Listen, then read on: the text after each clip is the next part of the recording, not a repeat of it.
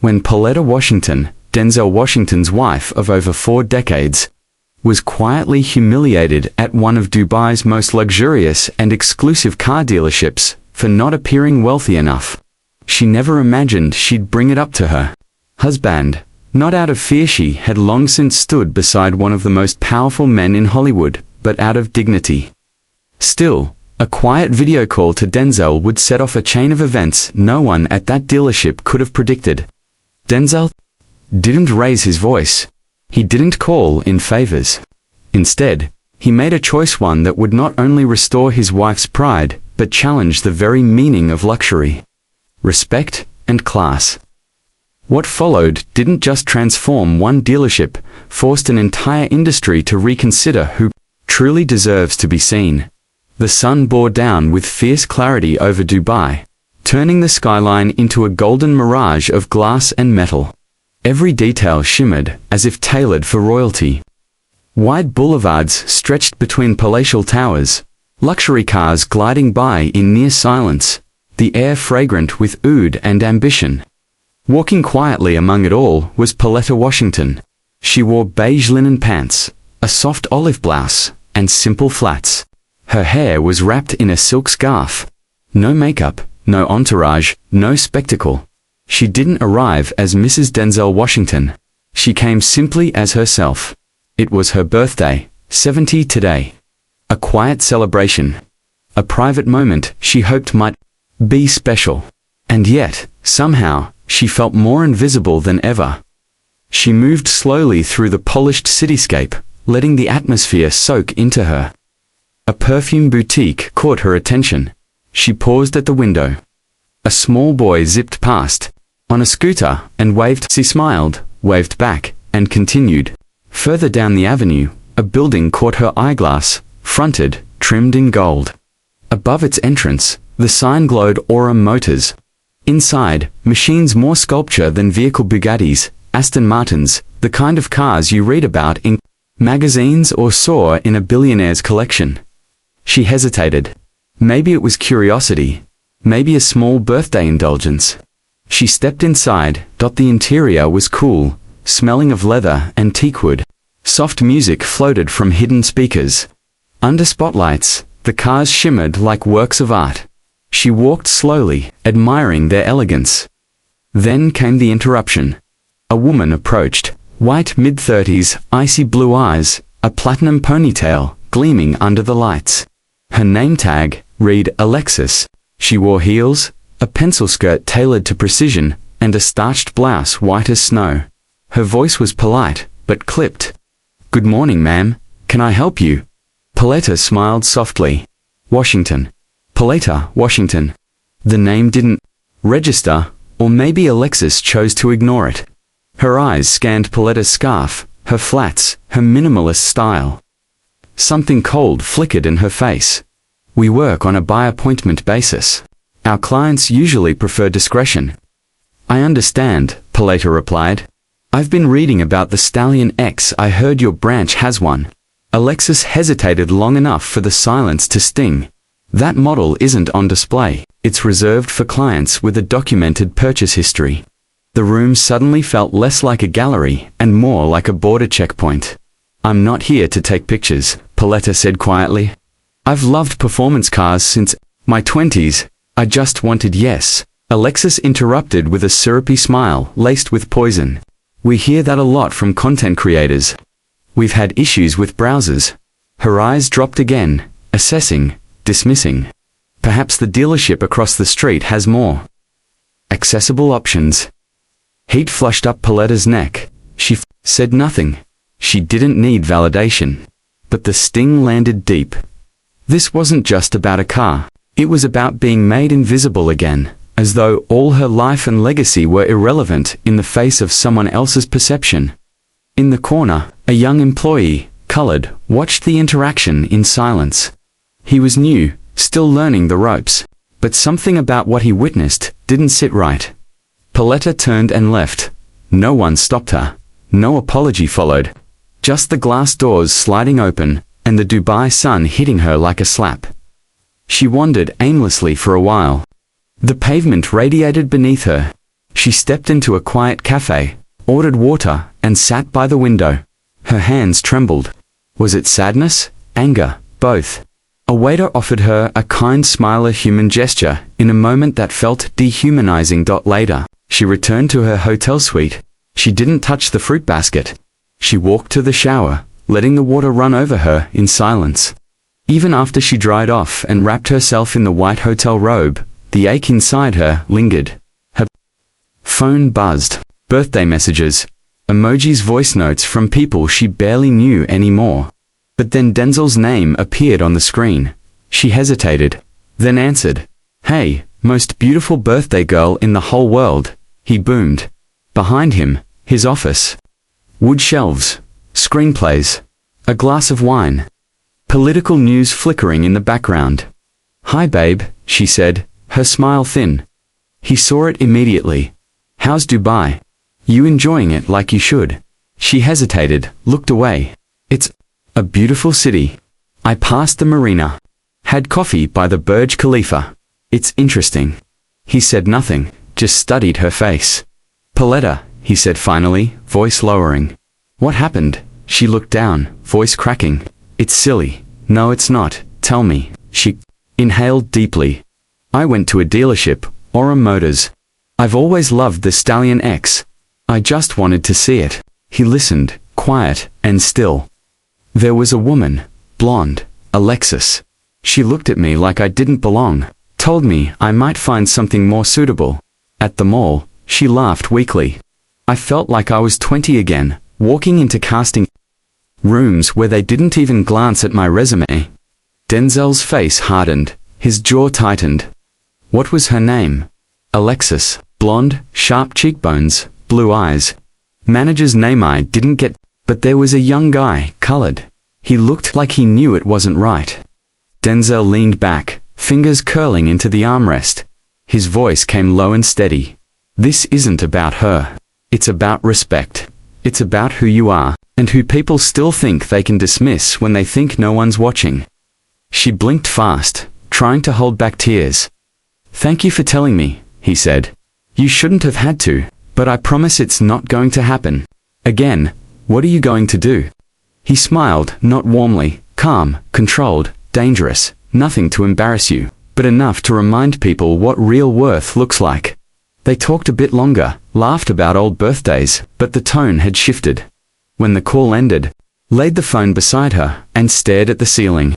She didn't know what Denzel had in mind. But she knew one thing.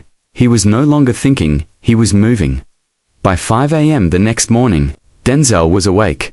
No alarm, just purpose. In the quiet kitchen of his New York apartment, the espresso machine hummed. He typed quickly. "Theo, urgent. Call me." Theo, his assistant. Sharp, quiet, efficient. Minutes later, they were on a call. Aurum Motors.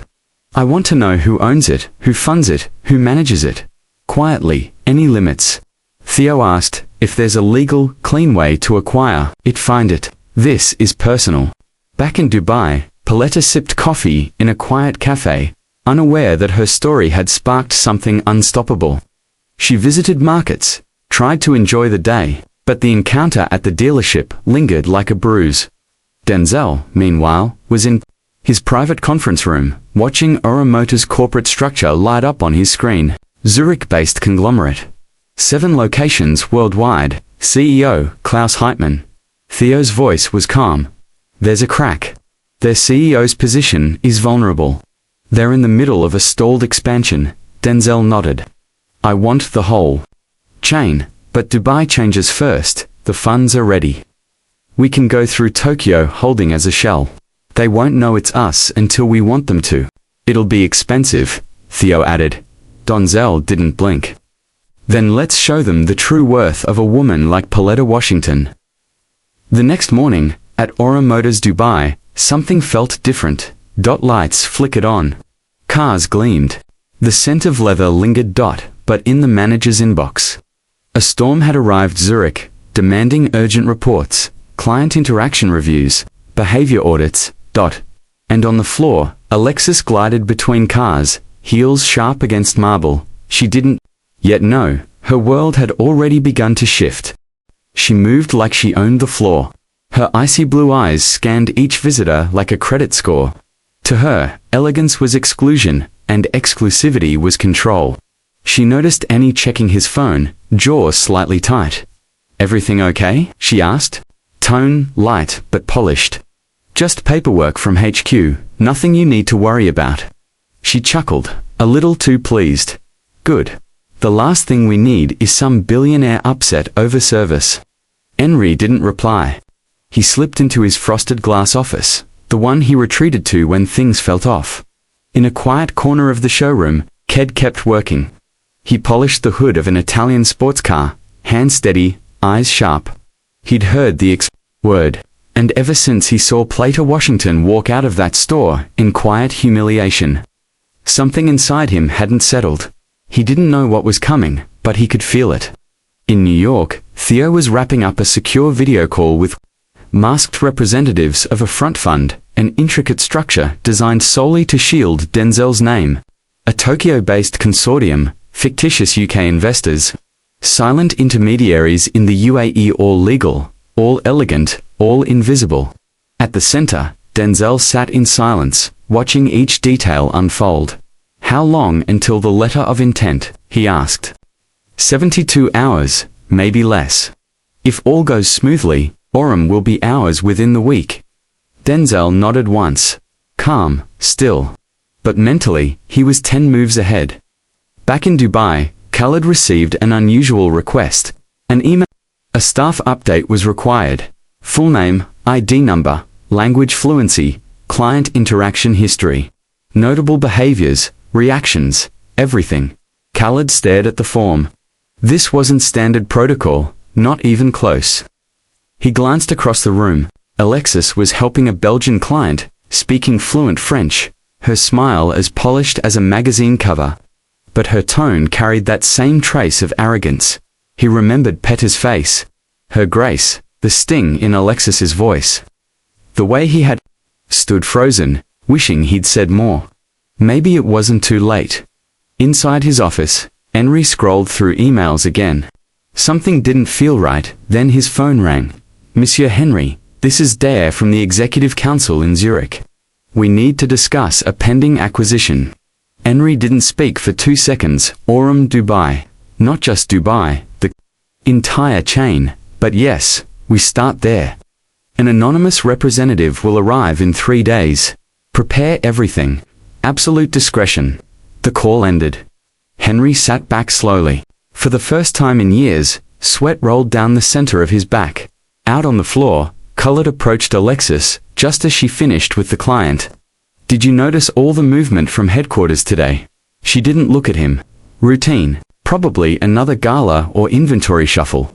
But they requested a service audit. Even psychological profiles. She laughed, cold, disbelieving. "Khaled, please, this place is a cathedral. It doesn't change. No one's Boldor stupid enough to touch it." She walked off, heels clicking with imperial confidence. But behind her, the walls were already shifting. None of them knew who the new conductor was. Back at the hotel, silence wrapped around Petta like a second robe. 3 days had passed since she walked out of Orem Motors. She hadn't mentioned it again, hadn't called Denzel, hadn't asked, but something inside her stirred. Morning sun poured through the suite's floor-to-ceiling windows like liquid gold. Outside, the city was waking. Inside, something deeper was beginning. She sipped her coffee slowly, sitting on the balcony wrapped in a light grey robe. The skyline shimmered in the heat, but Petta couldn't focus. A book lay open in her lap, unread. Her eyes skimmed without seeing.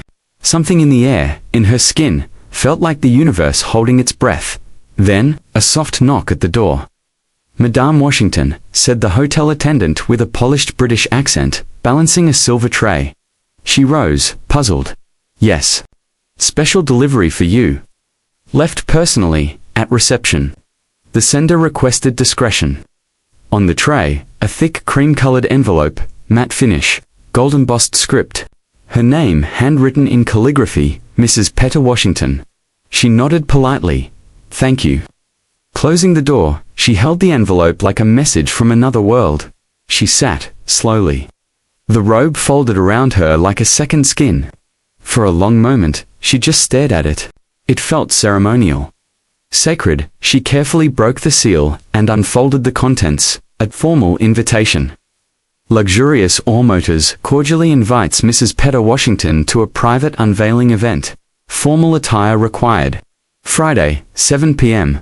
Location: Ore Motors, Dubai. She read it again, and again. Ore Motors, that place, that woman, that wound.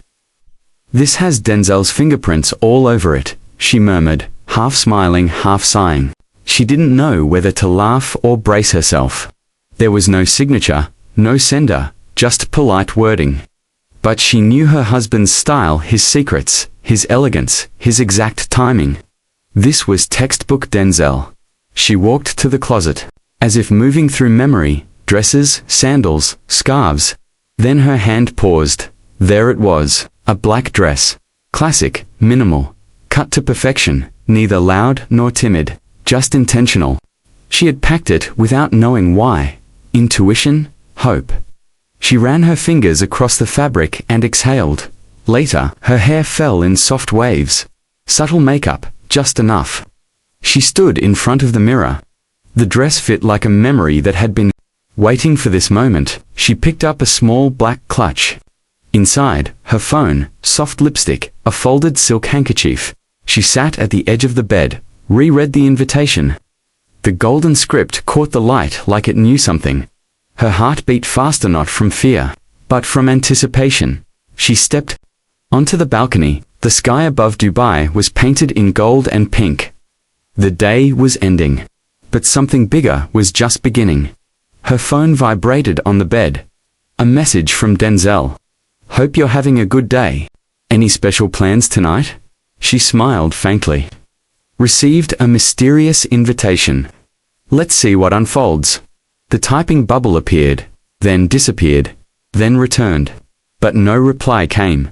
She placed the phone in her clutch. One last look in the mirror, adjusted her earrings, touched up her hair. The memory of Alexis still lingered. So did the sting.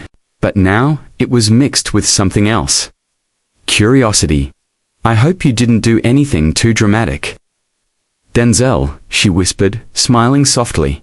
But in her heart, she already knew he had.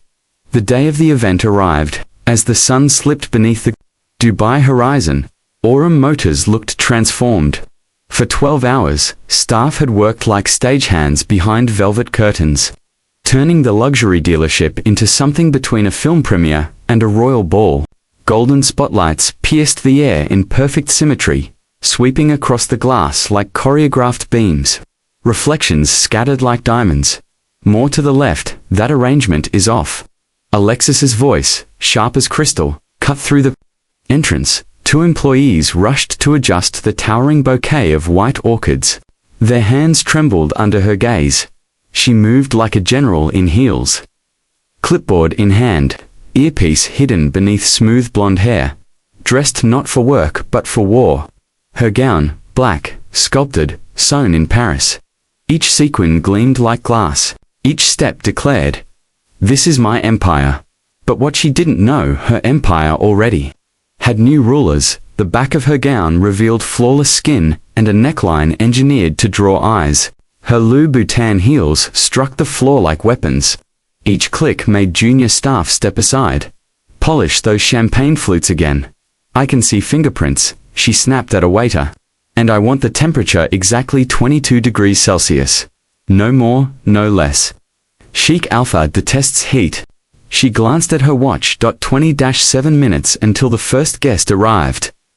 Outside, a golden carpet stretched from the curb to the entrance. Lights twinkled along its length like stars anchored in concrete. Inside, the dealership looked nothing like itself. It looked like a palace. White velvet curtains flowed like frozen waterfalls. Crystal chandeliers sparkled like galaxies, each worth more than a year's salary. The cars sat on rotating pedestals, each a miracle of engineering, each lit like a sculpture. Every line, every glint carefully orchestrated. At the rear of the showroom, a stage waited. Vintage microphones stood silent. Behind them, a gold curtain concealed a secret known only to Alexis and, supposedly, Henry. Though even Henry seemed uncertain. Alexis paused at a mirror. A single lock of hair defied her. She smoothed it, then smiled. This night wasn't about cars or brands. It was about her control, her moment. The wealthiest figures in Dubai had gathered: CEOs, royalty, American celebrities, billionaires whose names could tip markets with a whisper. But they hadn't come just for the cars. They were here because she had made this place impossible to ignore. Everything must be perfect, she murmured to her reflection, dabbing a final touch of red lipstick. Then, almost smiling, she corrected herself. No, historic. A few meters away, Khaled adjusted his bow tie. His hands betrayed a subtle tremble. This was his first major event at Aurum Motors. Young, sharp-eyed, and meticulous, he wore his blazer-like armor. But unlike others intoxicated by the glamour, Khaled felt unease. All afternoon, he had noticed men in unfamiliar suits moving through restricted hallways. Conversations would fall silent as he passed. Even Henry, normally cool and precise, seemed rattled. Then came Alexis's voice, slicing through the air. Like a scalpel, your pocket square is crooked, and your posture stands like you belong, not like you wandered in by mistake. Khaled reflexively corrected himself. Yes, ma'am. Is everything all right? She barely looked at him. Of course it is. Why wouldn't it be? Tonight marks the most important evening in Aurum's history. Prince Hamad is attending, so is that American actress who bought an island. 3 tech CEOs. Gulf oil families. Real power. A fire lit behind her, eyes feverish, determined. No photos without consent. Address each guest by name. And, for the love of God, fix that tie. She dismissed him with a flick of her gaze.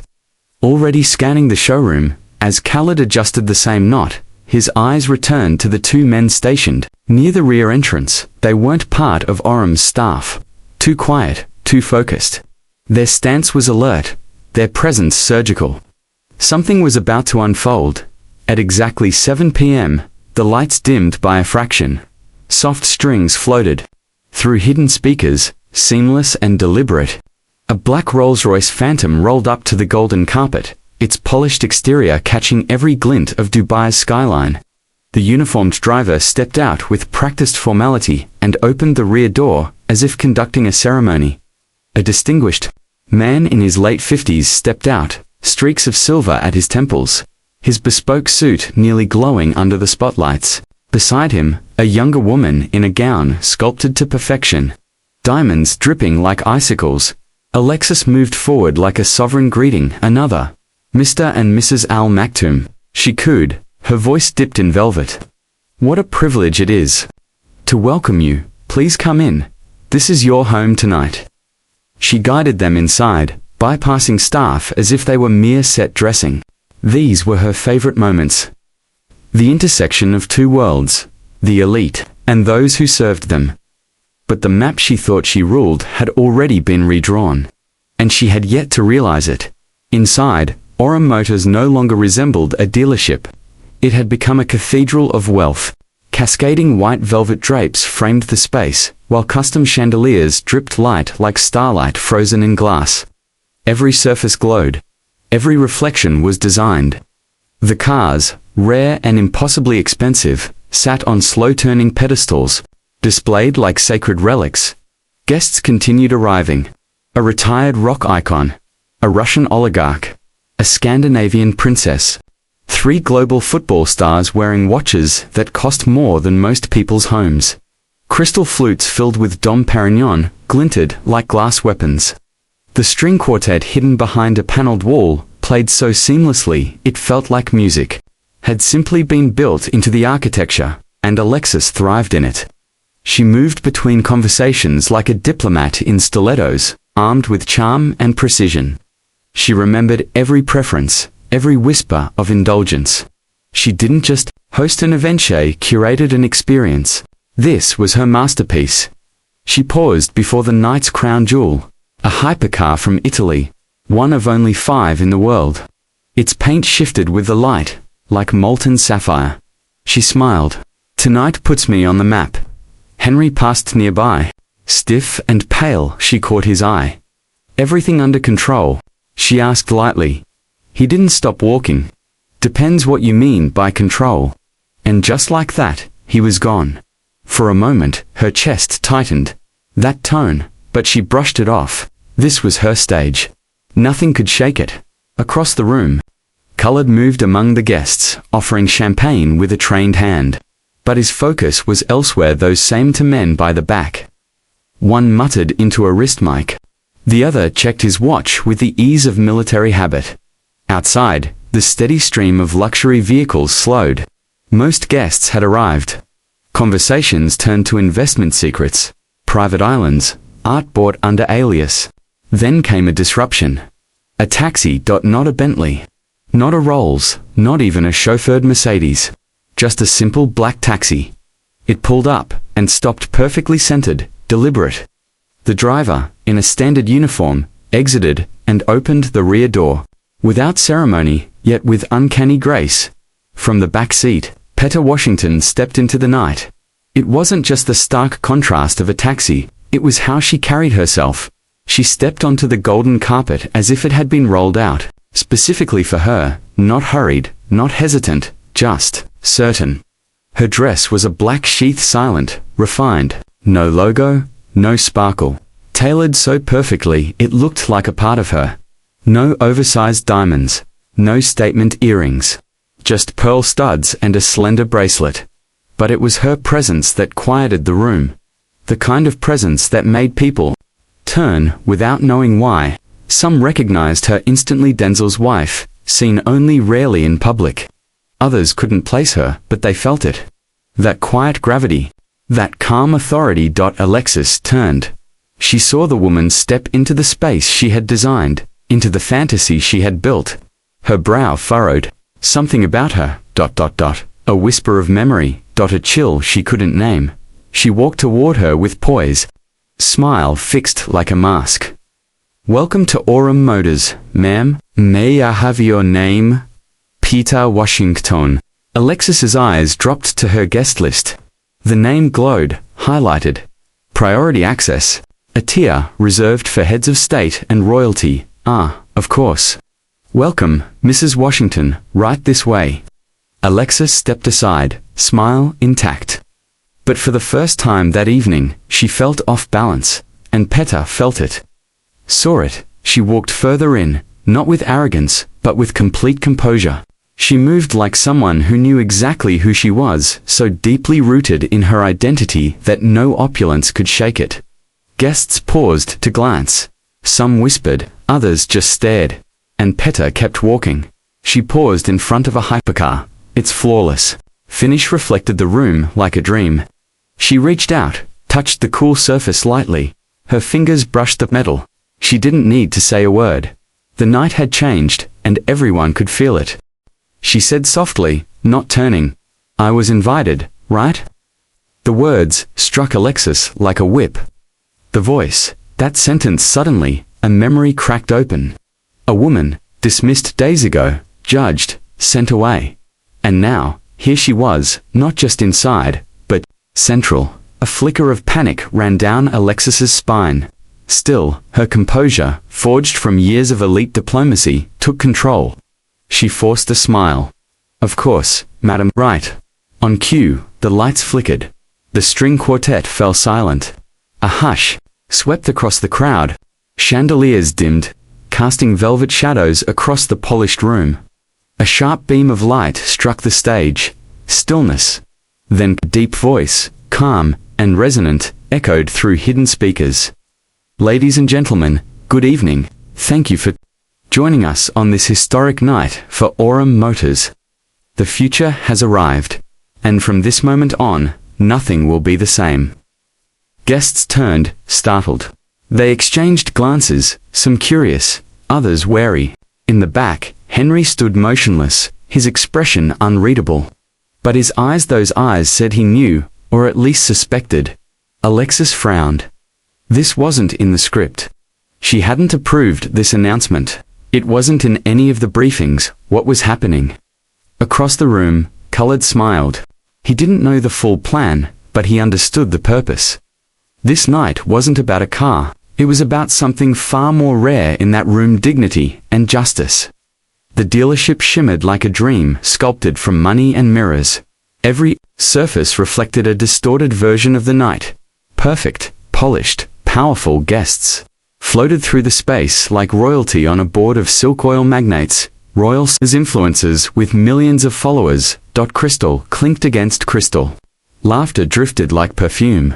The air carried the scent of well food, saffron, and Chanel. Alexis, still reigning, moved like a figure of architecture.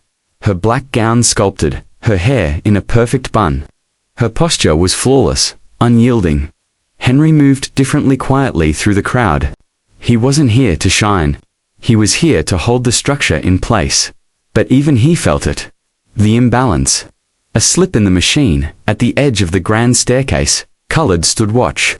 He noticed Petta's entrance, not with cameras or applause, but with presence. She didn't try to own the room. Still, the room shifted. She moved gently between sculptures of light and steel, as if carried in on a breeze, not demanding to be seen, but impossible not to notice. There was something in Petillon elegance no fabric or diamond could create or hide. The kind of grace born from surviving with dignity. From holding her head high, even when the world tried to lower it. Alexis stared at her from across the room, brow creased. The woman in black, something about her familiar, disruptive. Then it clicked. The woman from the showroom days ago, the one dismissed, belittled. A chill surged through Alexis. She masked it with a smile, too tight. She turned away, eyes twitching. Slightly. Just a former client, she told herself. An inconvenience. A wrinkle in a perfect night. At exactly 9 p.m., the lights began to change. The chandeliers dimmed, casting the room in cinematic twilight. Conversations faded. Glasses hovered mid-air. People instinctively turned toward the stage. But that wasn't where the moment came from. A single golden spotlight shifted to the top of the grand staircase. Black marble steps wound like a royal theater. And there, in the light, something mythic began to take shape. A voice echoed, measured, commanding. "Ladies and gentlemen, we ask for your attention for a special announcement." Heads turned, conversations stopped. Even the ice in glasses seemed to pause. It wasn't silence, it was reverence. Stillness pressing down like gravity. Even the billionaires held their breath. Then he appeared, Denzel Washington. Immaculate. Black tailored suit, elegance without flash. A silk tie like a signature against white canvas. Polished shoes, steady steps. Even those unfamiliar with his work recognized his weight. This wasn't just a man. This was a moment. For 3 full seconds, no one moved. Not a lens. Not a breath. The golden light held his face, poise, yes, but also something deeper. Intention. He hadn't come to be admired, he'd come to make something right. Across the room, Henry nearly dropped his champagne. Alexis froze near the bar, lips parted. Her glass wobbled, liquid trembling. "Is this real?" she whispered, her voice thinner than the crystal she held. Denzel descended, no rush, each step deliberate, like walking through history. His gaze swept the room. Not arrogant, true. People shifted, uneasy, as if something in them had been seen. Then his eyes found her. Petta. She didn't move. She didn't smile broadly. She didn't need to. A soft curve of the lips, the knowing kind. The smile of someone who already knows how the story ends, while others are still lost in the middle. He walked straight toward her. Guests parted without being asked. As if the air cleared a path, he reached her and extended his hand, not with flair, but with grace. A man keeping a promise. She took it, a small gesture. But for those watching, it said everything. You will never walk alone again, with Petta beside him. Denzel stepped to the center. The spotlight followed. A young staffer offered a microphone, his hand shaking. Denzel took it. His voice, when it came, was velvet wrapped around steel. "Good evening." And just like that, the room belonged to him. "I imagine many of you wonder why you were invited tonight. Some may think it's to unveil a new car model, a marketing event, perhaps. But that's not why we're here. He paused, not to gather himself, but to let them catch up. His eyes found Alexis. She stood by the bar, frozen. She tried to smile, but the panic trembled just beneath her skin. Denzel continued. We're here because of a story. A woman entered this dealership just days ago. She didn't wear designer labels. She didn't flash diamonds. She didn't arrive in a limo. And for that, she was judged, dismissed, humiliated, a beat. Then the words that shattered the illusion, by the saleswoman. Alexis gasps, murmurs, like a fire finding oxygen. Heads turned. Alexis gasped. She staggered, her breath uneven. Her fingers flexed, searching for something to hold on to. But there was nothing left. And still, Petter stood steady beside him. No gloating, no drama, just dignity. The kind earned, not gifted. This woman, Denzel said, his voice now lined with unmistakable pride, is my wife. The room inhaled. Like a single breath, murmurs, stunned eyes. Alexis dropped her glass, it shattered. No one moved to clean it. No one could look away. My name, Denzel said, is Denzel Washington. And as of today, I am the new owner of Aurum Motors. Silence, not confusion. This was the silence before change. Henry leaned on a column. Pale. Alexis stood suspended, shrinking under a gaze that wasn't angry, just truthful.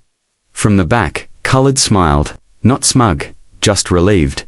This place, Denzel said, each word crystal, has long been a symbol of exclusivity based on appearance. But from today forward, it will be a place of respect. Respect for people, for their journeys, for their dignity. He turned to Petter in his eyes. Something rare, love that had survived everything, because true luxury, he said, voice softening, is treating every person with honor. Colored blinked hard, his eyes filled before he could stop them. For the first time, someone had turned on the lights.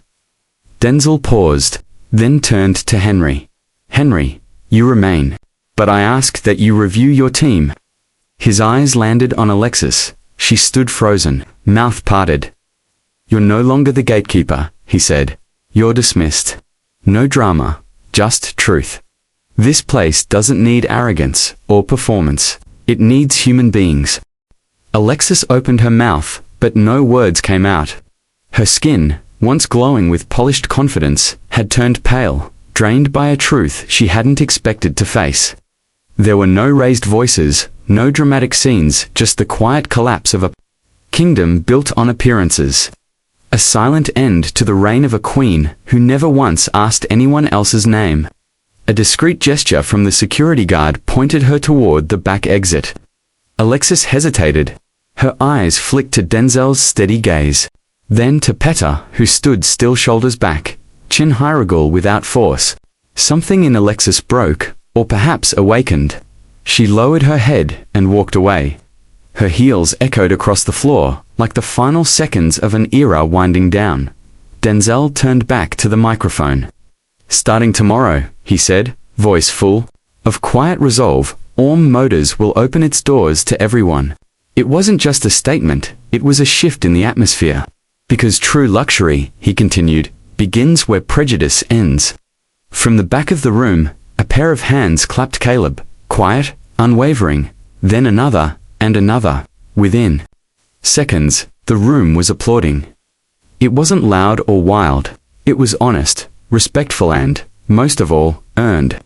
The kind of applause that says, it's about time. In the center of the room, bathed in golden light, Petter gently squeezed Denzel's hand.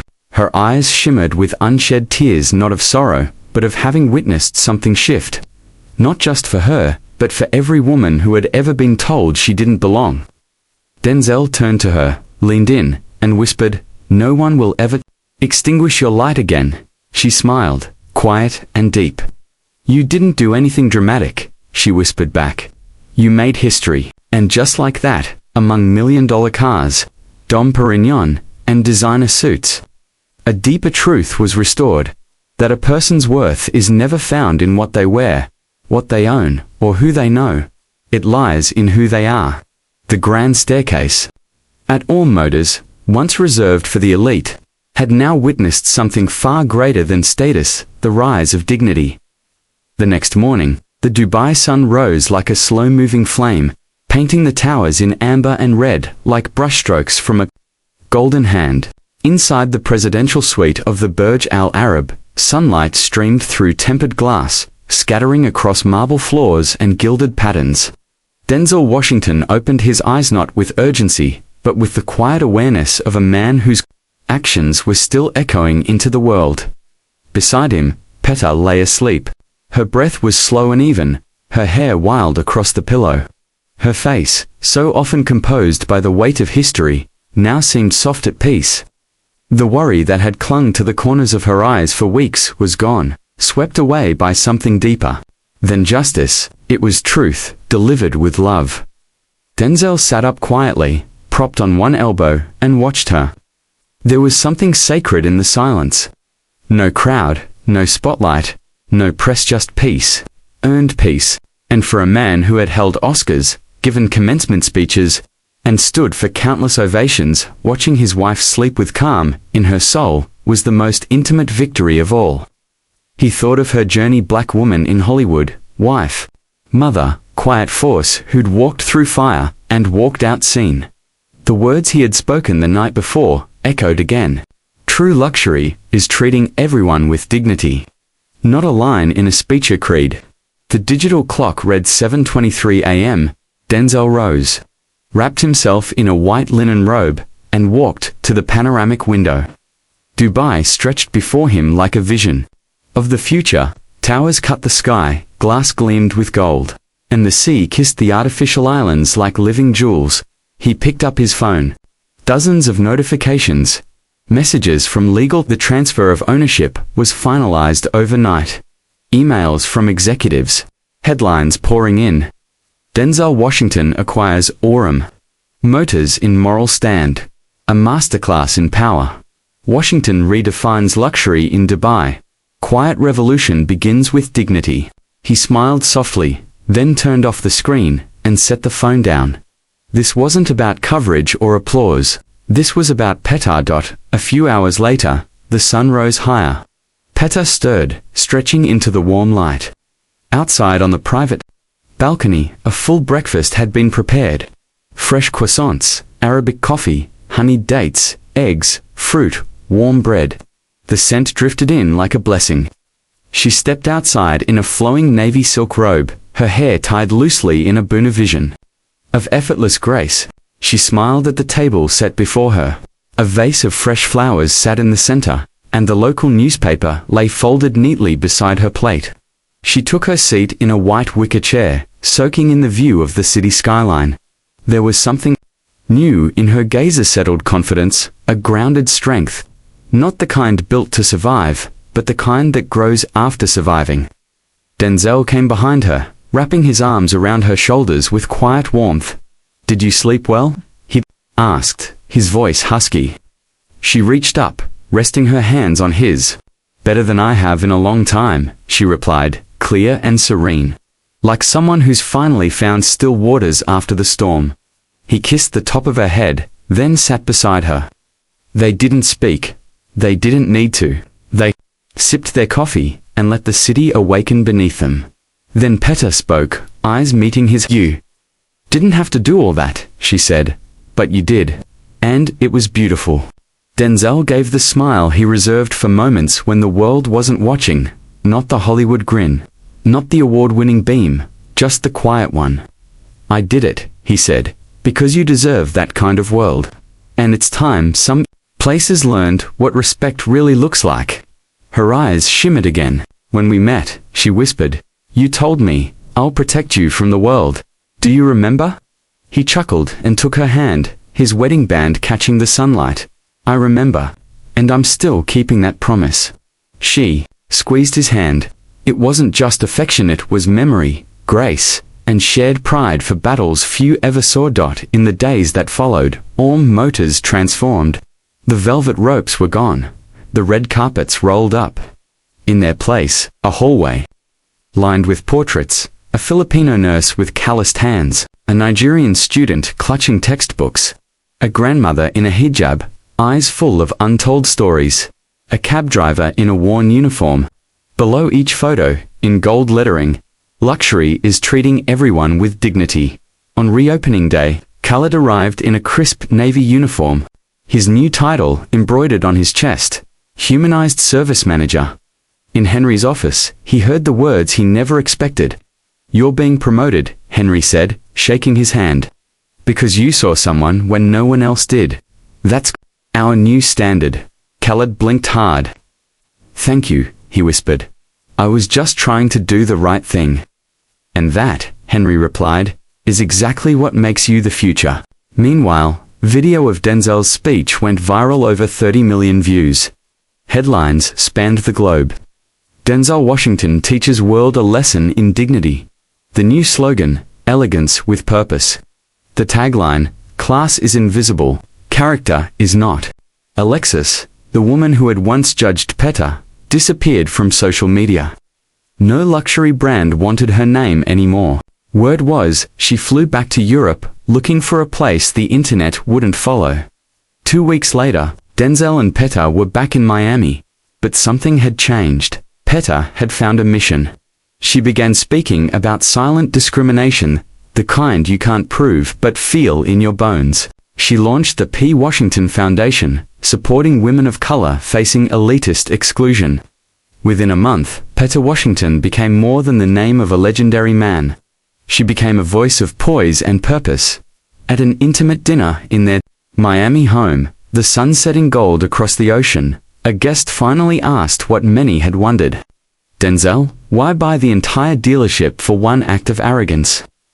Denzel poured a little red wine and answered with the quiet certainty of a man who's walked his talk.